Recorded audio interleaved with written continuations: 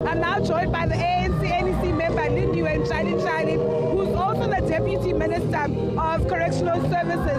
Thank you so much for joining us on SABC News. I'll just request you to speak louder because of the entertainment behind us.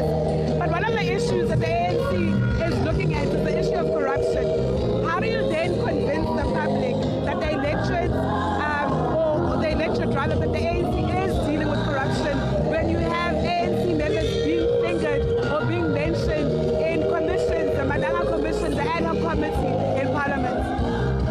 Thank you very much. Greetings to our viewers at home. The ANC, on its program, part of the things that we talked about is fighting corruption. That is why there was an establishment of bodies that are fighting corruption, because we can't be associated with corruption. If a person has been deployed and has participated in a corruption, that person must be taken through the processes. That is why also we've got an NEC resolution that says we must distance ourselves from them. Hence, once you are charged, you should be stepping aside and make sure that you go to court. You are innocent until proven guilty, because some of the allegations, they are tested before the court and they are thrown out. Those that are guilty, law must take its course. That is why, as the ANC, even if you are a member, whether you are in Parliament, whether you are in Council or in Legislature or an ordinary member, we're saying if you have participated in unlawful activities of corruption, you must follow the process of making sure that you cleanse yourself before coming back. That is why we have even a body that deals with it within the ANC itself, appearing before the integrity.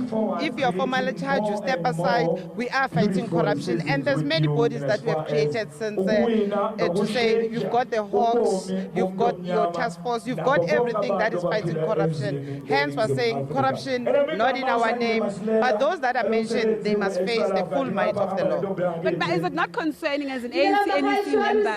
What does corruption actually do to brand ANC? Public sometimes thinks as if the ANC isn't doing enough when it comes to this issue. Most of the issues, yes, I agree with you, our brand ANC has suffered. But remember, how many of ANC members were convicted? Very minimal. Why?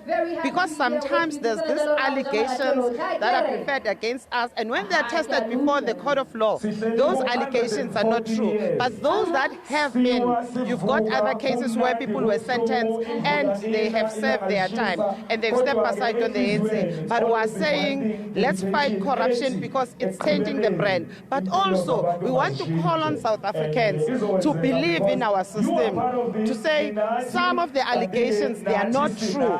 And we can't perpetuate lies. Sometimes how we use social media, your AI, people believe that that is the holy gospel to destroy other comrades. But if you've got prima facie evidence against somebody, let the person follow the process. But we're saying our brand, that is why we resolve to say, let's clean ourselves, let's resolve these matters by going to our people and cleansing ourselves. But all those that are tainted, they must face the full might of law. Ma'am Ntshalintshali, I also have to ask, you are the Deputy Minister of Correctional Services. Of course, we saw in December there, Kat Matlala being transferred from Mampuru prison to Gokstad prison. Just tell us the reasons behind that. The last time you heard from Correctional Services was through your spokesperson, Musingabak. Some of the things that we have done, I can't disclose much, but it's for security reasons. Because when a life is threatened within our facility, or there's some activities that we don't agree with, we're moving to Gokstad Ebongweni for his own safety. And I think where we are, he understands why we did it. And I will end it there. Can I just follow up question to that? Critics have said that, Gokstad prison is a prison that is for hardened criminals.